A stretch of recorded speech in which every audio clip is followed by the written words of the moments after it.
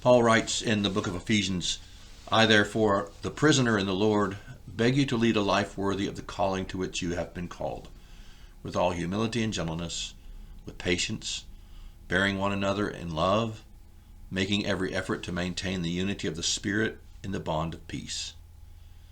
There is one body and one Spirit, just as you were called to the one hope of your calling, one Lord, one faith, one baptism, one God and Father of all, who is above all and through all and in all.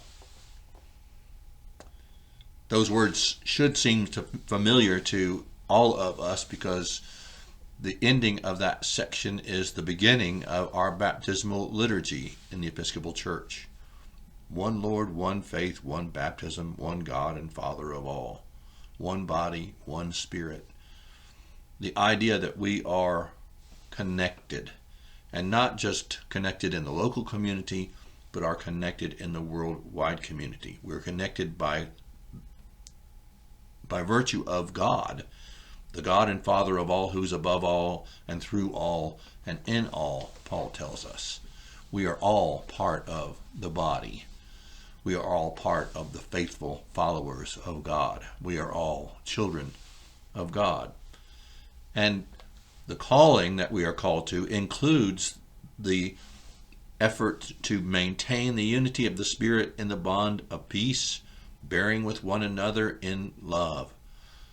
Bearing with one another in love also includes encouragement, encouraging one another to go forth and do the work that needs to be done, encouraging one another to maintain the faith, encouraging one another in the face of trials and tribulations, that God is at work with us and around us and in us, that God has not left us abandoned on the side of the road. We are God's children, and God is watching over us. God is walking with us.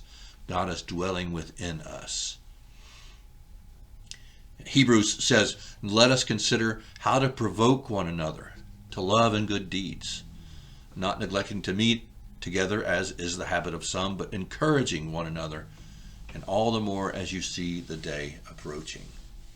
Encouraging one another, provoking one another to love and good deeds. The call that we have as Christians, as followers of Christ, is to be encouragers, to be people who lift up the other for the purpose of giving them hope.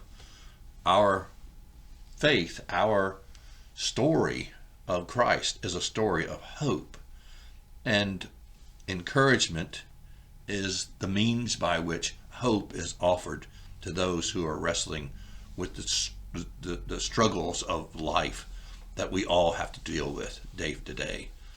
In 1 Thessalonians, Paul says, therefore, encourage one another and build up each other, as indeed you are doing.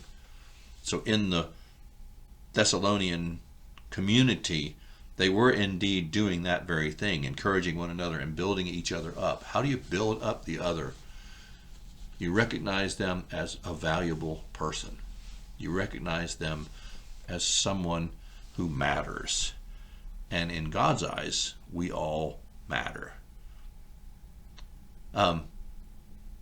And that's just not Jesus, that's God in general. In Joshua, in the book of Joshua, Joshua says, have I not commanded you? Be strong and courageous. Do not be afraid. Do not be discouraged, for the Lord your God will be with you wherever you go. So, all the way back, this is Joshua encouraging the Israelites as they cross over the river into the promised land. Your God will be with you wherever you go. God goes with us into the promised land. Don't be afraid. Be strong and courageous. Encouragement's been part of our faith, part of the foundation of our faith from the very beginning. Peter, 1 Peter, above all, maintain constant love for one another, for love covers a multitude of sins.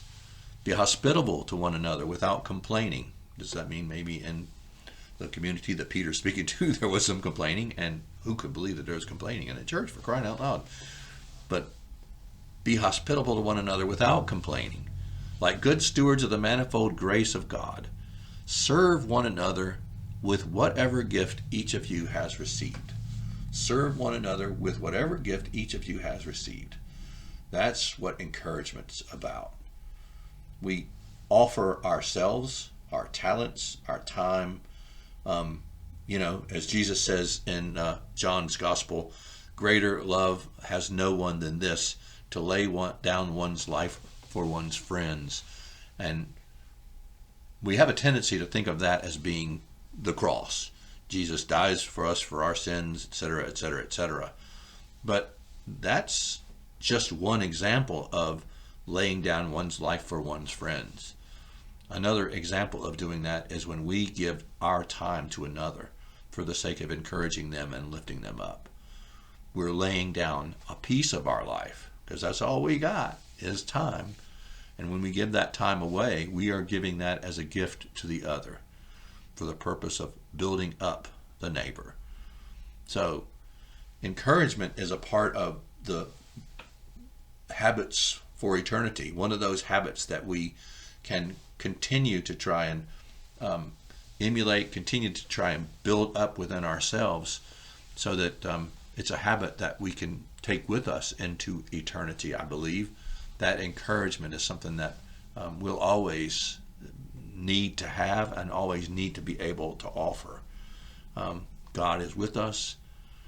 God is our source of hope, our source of help, and our source of promise.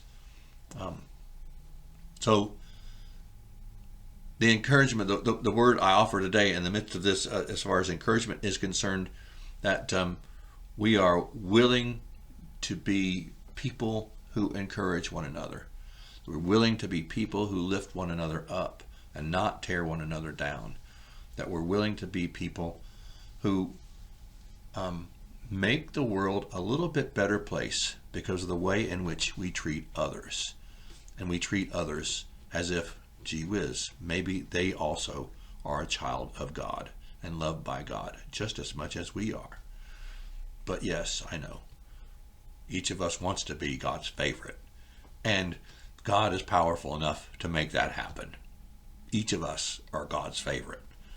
And that, hopefully, is encouragement for us to be willing to encourage the other. One Lord, one faith, one baptism, one God and Father of all, who is in all and through all.